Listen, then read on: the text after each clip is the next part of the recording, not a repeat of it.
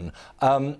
And let's have a look at one of the big issues of the coronavirus crisis, really, that question of personal protective equipment, PPE as they call it, so masks and gloves, so essential in the fight against the spread of the coronavirus. Getting hold of the right equipment, from testing kits to ventilators to those gowns and gloves, of course, is a huge challenge. It has been for all countries, but for poorer ones in particular. The prices can be greatly inflated, availability can be very limited.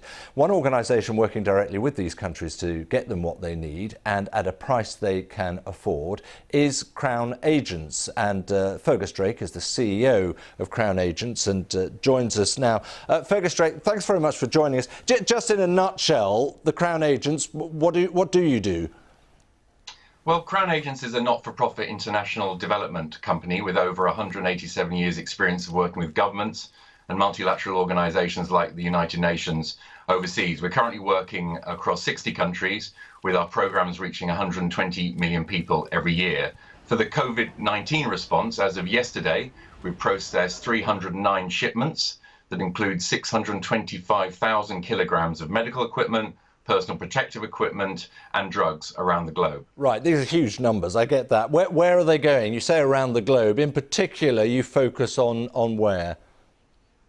Well, it is literally around the globe. So we're working very closely with the Ministry of Health in Ukraine. We're working with the Foreign and Commonwealth Office to respond to the needs of the overseas territories like Gibraltar and Cyprus and the Falkland Islands. But we have a very specific focus as well on Africa. So we are responding to the needs in South Sudan, Zimbabwe and Sierra Leone.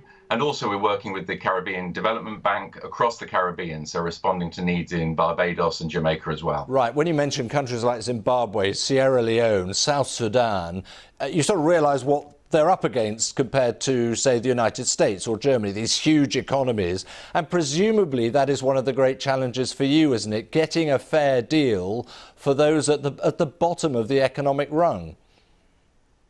That's right. So there are massive challenges, as you can imagine. It feels a bit like the Wild West in the procurement market at the moment, with those with the deepest pockets who can place the largest orders very much going to the front of the queue. So a mantra at Crown Agents is very much to leave no one behind. So we're working with a network of suppliers around the world to make sure that countries who can only place smaller orders as well are able to get the vital personal protective equipment they need. But even so, and even now, and I think some of the pressure is off, isn't it, in terms of that desperate urge to get kit back with China starting to manufacture again.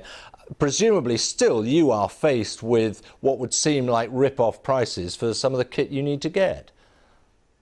That's right. I mean, it's a triple whammy of scarcity, some hoarding that's gone on, and the scale. So the mask of choice for many frontline health workers is this. It's an N95 mask.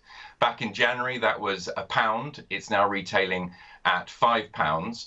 Also, protective equipment like gloves, a box of 100 of these nitrile gloves were £8. They're now retailing for £14. So that's a really large challenge. And obviously, once you purchase the goods, you then need to freight them quickly around the world. So a charter of an aeroplane used to cost £300,000. It can now cost up to 1.2 million.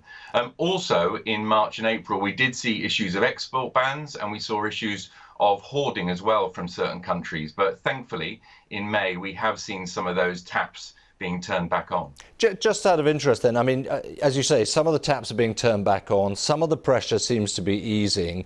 Do you have a timeline now where you sort of wind down on this and get back to all those other medical challenges and issues and supply chains that you've used to dealing with? Not yet, unfortunately. It's felt that Africa is about 3 to 6 months behind Europe. So if that is the case, we're expecting peaks across that continent in the next 6 to 8 weeks. We're also very concerned about rising caseload in Latin America.